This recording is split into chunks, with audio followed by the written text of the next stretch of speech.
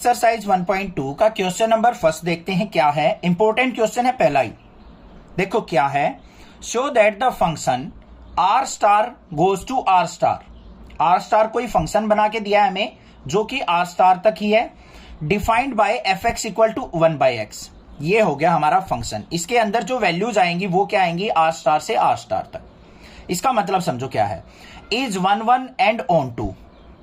क्या करना है हमें, ये 1 और ऑन टू शो ऑफ करना है। Where R star is the set of all non zero real numbers. क्या कहा है, जो आर स्टार है ना उसके अंदर कौन कौन सी वैल्यू आएंगी, all non zero real numbers. सारे के सारे रियल नंबर आएंगे बट नॉन जीरो होने चाहिए, मतलब जीरो वहां पे नहीं आएगा। ये चीज कह रखी है। Is the result true if the domain R star is replaced by natural number. अगर आर स्टार को मैं नेचुरल नंबर से रिप्लेस कर दूं with codomain being same as R star, और कोडोमेन हमारी आर स्टार ही रही, तो क्या तब भी हमारी कंडीशन ट्रू रहेगी। मतलब जो नया फंक्शन होगा ये वाला, ये हमारा 1 और ऑन टू ही रहेगा अगर आर स्टार को नेचुरल नंबर से रिप्लेस कर दूं तो। क्वेश्चन हुआ सेट थोड़ा सा माइंड में। देखते हैं अभी कैसे करना है सॉल्यूशन इसका। सबसे पहले देखो हमें बच्चों फंक्शन क्या दे रखा है, F X equal to 1/x। इसमें हमें डोमेन और कोडोमेन क्या दे रखी हैं, एफ ऑफ आर स्टार से लेके आर स्टार तक। अब यहां पे ये क्या है, हमारी डोमेन, और जो ये एरो जाती है किसकी तरफ जाती है, ये जाती है कोडोमेन की तरफ। क्लियर है, मतलब इन वैल्यूज पे देखेंगे हमारा फंक्शन क्या क्या वैल्यू देगा। अब इसके लिए हम क्या कर लेते हैं, एक अपना एरो डायग्राम बना लेते हैं बच्चों। क्या बना लेंगे, एरो डायग्राम। अगर मान लो यहां पे x की वैल्यू 1 पुट करता हूं मैं, x की वैल्यू 1 पुट करता हूं तो हमारे पास जो रेंज आएगी वो क्या आएगी, 1/1 मतलब 1 आएगी। अगर x की वैल्यू मैं 2 पुट करता हूं तो यहां पे हमारे पास वैल्यू क्या आ जाएगी, 1/2 आ जाएगी। समझ में आ रही है ना बात। अगर मान लो मैं यहां पे 1/3 पुट कर लेता हूं, 1/3, तो यहां पे 1/1/3 करेंगे तो ऊपर 3 आ जाएगा। इस तरीके से हमारी वैल्यूज आएंगी यहां पे, क्योंकि हमें तो यहां पे क्या करना है, रियल नंबर्स पुट करने हैं। तो यहां पे फ्रैक्शनल वैल्यू भी हो सकती है, नेगेटिव वैल्यूज भी हो सकती हैं, सारी वैल्यूज यहां पे रूट की वैल्यू भी प्रेजेंट हो सकती हैं। तो 1 की इमेज बनी 1, 2 की इमेज बनी 1/2, 1/3 की इमेज बनी 3। ऐसे ही हमारी क्या बनेंगी, डिफरेंट डिफरेंट इमेज बनेंगी। तो यहां पे क्या लिखेंगे हम, if for unique domain, for unique domain range is different, range is different, so function is 1 अब इंट्रोडक्शन के अंदर भी बताया था मैंने, अगर डोमेन की सिंगल सिंगल इमेज बन रही है तो हम उस फंक्शन को हम क्या कह सकते हैं, 1 फंक्शन कह सकते हैं। यहां पे लिखा भी है मैंने, यूनिक डोमेन के लिए डिफरेंट हमारी रेंज आ रही है तो उस फंक्शन को हम 1 कहेंगे। अगर मान लो यहां पे क्या होता बच्चों, 1 की इमेज भी 1 बन जाती, 2 की इमेज भी 1 बन जाती, तो ये हमारा 1 नहीं होता, ये हमारा मैनी 1 फंक्शन हो जाता। हो गई बात सेट माइंड में। अब देखो भाई, ये तो हमने जनरल वे से कर दिया अपना। बाकी मैंने इंट्रोडक्शन के अंदर भी बताया था कि हमें अगर मान लो किसी रिलेशन को 1 प्रूव करना है, उसको फंक्शन को 1 प्रूव करना है, तो एनसीईआरटी के अकॉर्डिंग हमें एक कंडीशन को सेटिस्फाई करना पड़ेगा। वो कंडीशन क्या थी, हमारी 2 कंडीशंस थी, ध्यान से देखो क्या थी। एक तो F X equal to F Y है, अगर so X equal to Y होना चाहिए, तब हम 1 कह सकते हैं। अगर x हमारा y के इक्वल नहीं है तो f ऑफ x भी हमारा not equal to f of y होना चाहिए, तब हम किसी रिलेशन को, फंक्शन को हम क्या कह सकते हैं, 1 कह सकते हैं। ये कंडीशन कंपलसरी है, करके दिखानी आपको। तो इसके लिए क्या करेंगे, यहां पे ध्यान से देखो, लेट x और y 2 वैल्यू ले लेते हैं, क्योंकि x y यहां पे हमें याद कर रखी है, हमने फॉर्मूला एक तरीके से समझ रखा है कि 1 के लिए ये कंडीशन होनी चाहिए। तो x, y 2 वैल्यू हैं हमारी, जो क्या करती है, बिलोंग्स टू आर स्टार है। x और y कोई भी 2 वैल्यूज हैं जो आर स्टार के अंदर एग्जिस्ट करती हैं। तो अगर मैं f ऑफ x निकालू बच्चों, तो यहां पे x वैल्यू पुट की x की जगह, तो यहां पे हमारे पास क्या आ जाएगा, 1/x आ जाएगा। अगर मैं x की जगह y वैल्यू पुट करता हूं तो f ऑफ y किसके इक्वल आ जाएगा, मेरा 1/y के इक्वल आ जाएगा। अब ये कंडीशन देख लो पहले वाली, अगर f of x equal to f of y हो इन दोनों को इक्वल करो। सो अगर हमारे F of X equal to F of Y करते हैं हम, तो हमारी ये वैल्यू भी इक्वल हो जाएंगी 1/x इक्वल टू 1/y, और इनका रेसिप्रोकल लूंगा तो मैं क्या हो जाएगा, x इक्वल टू वाई हो जाएगा। या फिर इनकी क्रॉस प्रोडक्ट करूंगा तो y इक्वल टू एक्स आ जाएगा या नहीं आ जाएगा। तो बस यही कहा था, अगर मैं F X equal to F Y put कर दूं तो हमारी जो ये वैल्यूज हैं ये भी इक्वल आ जानी चाहिए। आ तो गई इक्वल, तो यहां पे हम कह सकते हैं सो दिस फंक्शन इज 1 भाई थोड़ा सा टाइम लगेगा इसको समझने में, इतना आसान चैप्टर नहीं है, मैं फिर बता रहा हूं, कंफ्यूज मत होना, मैं फिर बता रहा हूं यहां पे ध्यान से।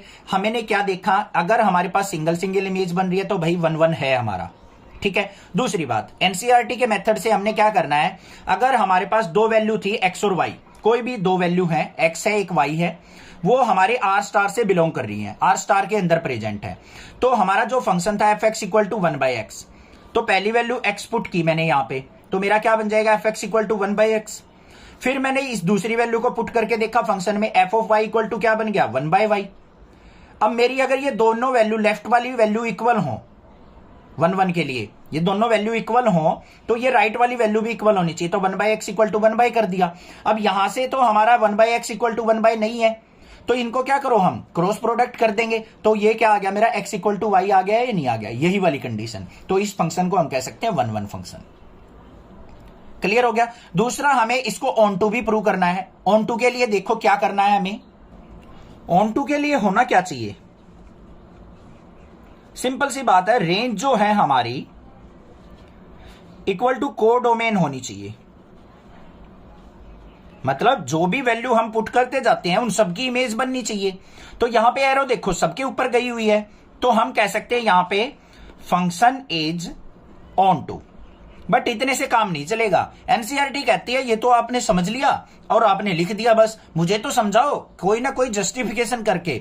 तो वो जस्टिफिकेशन क्या होती है, यहां पे ऑन टू करते टाइम F of X equal to क्या होना चाहिए बच्चों, वाई के इक्वल होना चाहिए। ये चीज हमने यहां पे सेटिस्फाई करके दिखानी है, तभी एनसीईआरटी समझेगा कि हाँ भाई ये ऑन टू है। उसके लिए हम क्या करेंगे, हमारे पास फंक्शन क्या था, F of X equal to 1/x, ये था हमारे पास। अब यहां पे क्या करो, जो ये y वैल्यू है, y लेट y जो है बिलोंग्स टू आर स्टार, अगर y जो है आर स्टार के अंदर प्रेजेंट हो तो यहां पे हमारा क्या हो जाएगा, f of y is equal to 1 यहां पे क्या आ जाएगा x, और f ऑफ y को हम क्या लिख देंगे, y is equal to 1/x। ये हमारा फंक्शन था, तो y belongs to R star है, तो y इज इक्वल टू किसके आ गया हमारा 1/x के। अगर मैं यहां से x की वैल्यू निकाल लूं तो x इज इक्वल टू क्या हो जाएगा 1/y हो जाएगा। x को ऊपर ले गया, y को नीचे लेके आया, तो x इज इक्वल टू क्या हो गया 1/y के इक्वल। अब अगर x की वैल्यू को मैं इस फंक्शन के अंदर पुट करता हूं तो यहां पे देखो मेरे पास क्या आ जाएगा, f of x equal to 1/x की जगह क्या पुट करना है 1/y, इसको ऊपर लेके जाऊंगा तो मैं क्या आ जाएगा मेरे पास f of x equal to y के। बस ये चीज लिखनी है, थोड़ी सी कंफ्यूजिंग लग रही होगी, मुझे भी पता है कि सर कैसे क्या हो गया, कुछ समझ में नहीं आया, तो आपने क्या कुछ कहां पुट किया, दोबारा समझो। हमें क्या करना है, F X equal to Y prove करना है। मान लो ये y वैल्यू जो है, जो हमने वैल्यूज पुट करनी है उनसे रिलेट करती है, y belongs to R star है, आर स्टार के अंदर बहुत सारी वैल्यू होंगी, उनमें से मान लो एक कोई वैल्यू y है, तो हमने क्या करा, अपने फंक्शन के अंदर यहां पे x की जगह y पुट कर दिया, तो f of y is equal to किसके हो जाएगा 1/x। और ये जो फंक्शन है हमारा क्या वैल्यू देगा, y वैल्यू देगा, ये y आ गया, y इज इक्वल टू क्या हो गया 1/x। ठीक है, अब यहां से x की वैल्यू निकालू तो रेसिप्रोकल कर लो, x is equal to 1/y हो गया, इसको हम अपने फंक्शन में पुट कर देंगे, तो f of x equal to क्या आ गया y के। बस ये चीज थोड़ी सी समझनी पड़ेगी, माइंड के अंदर सेट करनी पड़ेगी, 2-4 क्वेश्चन कर लोगे क्लियर हो जाएगा। आ गया F X equal to Y, तो यहां पे हम क्या कह देंगे, this is onto function. हो गया क्लियर, कोई दिक्कत नहीं है। अब बात करते हैं सेकंड पार्ट की। उसने क्या कहा है, जो हमारा ये था F such that R star goes to R star, जो वैल्यूज थी हमारी डोमेन और को डोमेन की, देखो ये वाली R star goes to R star, अगर इसके अंदर आर स्टार को डोमेन को अगर मैं n से रिप्लेस कर दूं तो क्या हमारा ये फंक्शन 1 और ऑन टू ही रहेगा, देख लेते हैं भाई। तो हमारा अब क्या वैल्यूज हो जाएंगी, f such that n goes to r star, n goes to r star। तो इसके लिए हम देख लेते हैं यहां पे क्या बनेगा हमारा एरो डायग्राम। यहां पे क्या है n वैल्यू, नेचुरल वैल्यूज होनी चाहिए हमारी 1 2 3 4 इस तरीके से। अब इमेज जो बनेगी हमारी क्या बनेगी, अगर मैं n की जगह 1 पुट करता हूं तो हमारा फंक्शन क्या देगा वैल्यू, ये रहा fx equal to 1/x। 1 put करता हूं तो 1/1 1 आ जाएगा, 2 पुट करूंगा तो 1/2 आएगा, 3 पुट करूंगा तो 1/3 आएगा, 4 पुट करूंगा तो 1/4 आएगा। इस तरीके से हमारी बहुत सारी वैल्यूज आ जाएंगी, यहां पे आएंगी या नहीं आएंगी, ठीक है। अब बात करते हैं यहां पे ये 1 1 है या ऑन टू है या नहीं है। देखो भाई 1 1 तो है, 1 की 1 इमेज बनी, 2 की 1/2 बनी, 3 की 1/3 बनी, 4 की 1/4 बनी। तो ये फंक्शन क्या हो जाएगा यहां पे fx is 1 1 as unique image for unique every domain, as unique image for every domain. अब बात आती है ऑन टू की। ऑन टू के लिए क्या होना चाहिए, ऑन टू के लिए हमारी सिंपल सी कंडीशन है, जो रेंज है वो इक्वल टू कोडोमेन होनी चाहिए, ये होनी चाहिए। अब बच्चों इसके अंदर देखो 4 ऑन टू रेंज जो है ये वाली वैल्यू, इनके अंदर कौन कौन सी वैल्यू आई है, 1 आया है, 1/2 आया, 1/3 आया, 1/4 आया, ये क्या आएंगी रियल वैल्यूज हो जाएंगी। रेंज क्या आ रही है हमारी रियल वैल्यू, और कोडोमेन के अंदर क्या है नेचुरल वैल्यू। क्या रियल वैल्यू हमारी नेचुरल वैल्यू के इक्वल होती है भाई, रियल वैल्यू में तो बहुत सारी वैल्यूज आ जाती हैं हमारी। रियल वैल्यू के अंदर रूट वाली वैल्यू भी आ जाएगी, फ्रैक्शन वाली वैल्यू भी आ जाएगी, नेचुरल वैल्यूज भी आ जाएंगी, क्योंकि सारे के सारी वैल्यूज जो होती हैं सारे के सारे नंबर रियल नंबर के अंदर आते हैं। तो रियल नंबर कभी भी नेचुरल नंबर के इक्वल नहीं हो सकता, नॉट इक्वल हो जाएगा ये, ठीक है। तो हम कह सकते हैं so function is not onto, not onto. यहां पे इमेज तो बनती हुई दिखाई दे रही है आपको, एरो तो सब पे जा रही है, बट हम एग्जैक्टली देखें तो ये हमारी क्या आएंगी रियल वैल्यूज आएंगी।